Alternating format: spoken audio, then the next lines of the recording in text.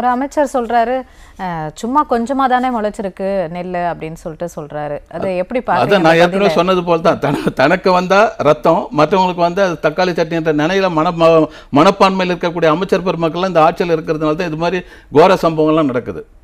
இப்போ சாதாரணமா வந்து விவசாயத்துல வந்து சோளக்காட்டுல வேலை செஞ்சிருந்த சகோதரிங்க 4 பேர் கடலூர் மாவட்டத்துல அந்த 4 பேர் வந்து இயற்கை மழை இடி மின்னலை தாக்கி இறந்தாங்க. ஆனா இதே அரசாங்கம் கள்ளக்குறிச்சியில சாராயங்குறிச்சி தத்துவனுக்கு 10 லட்சம் கொடுத்துருக்கு. சினிமா நடிகரை போய் பார்க்கறதுக்கு வந்து 10 லட்சம் கொடுத்துருக்கு.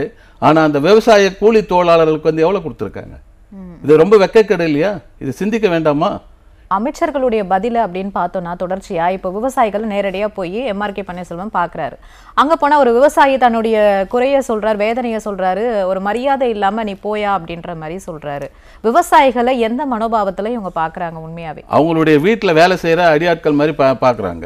காரணம் என்னன்னு கேட்டீங்கன்னா அவங்க வந்து ஒரு கொத்தடிமை தோழர் மாதிரி இவங்க வந்து இந்த ஆண்ட பரம்பரை சொல்றாங்க இல்லையா, அது போல வந்து மன்னர் பரம்பரை இல்லையா, அந்த மன்னர் பரம்பரையினுடைய மனோபாவம் தான் ஒவ்வொரு அமைச்சருக்கும் இருக்கு. ஏன்னா இந்த மன்னர் பரம்பரை மனோபாவம் இருக்கிறவங்க வந்து அவங்க விவசாய கூலி தொழிலாளர்களையோ விவசாயிகளையோ வந்து மக்களை பார்க்க மாட்டாங்க. ரெண்டாவது வந்து இவங்களுக்கு தேவையான அதிகாரி, இவங்களுக்கு கட்டிங் கமிஷன் லஞ்சம் வாங்கி கொடுக்குற அதிகாரிகளை தான் இவங்க ஆட்சி கட்டளை ஏற்றுவாங்க. உதாரணத்துக்கு உணவுப் பொருள் வாணிப கழகம் தான் இந்த நெல் கொள்முதலை எடுக்குது.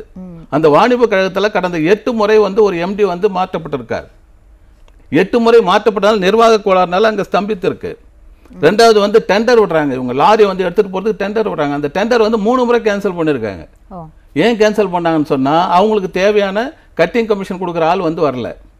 அப்போ ஒரு நிர்வாகத்தில் இவ்வளவு குளறுபடி இருக்குன்னு சொன்னா இவங்க எதுக்கு எடுத்தாலும் எல்லாத்திலும் கட்டிங் கமிஷன் லஞ்ச லாவணியமாக புறையோடி போயிருக்கிறது. அதனால இந்த மன்னர் ஆட்சி மனோபாவம் இருக்கிறப்ப இவங்க விவசாயிகளை பத்தியோ விவசாய தோழரை பத்தி ஏன் கண்டுக்க போறாங்க?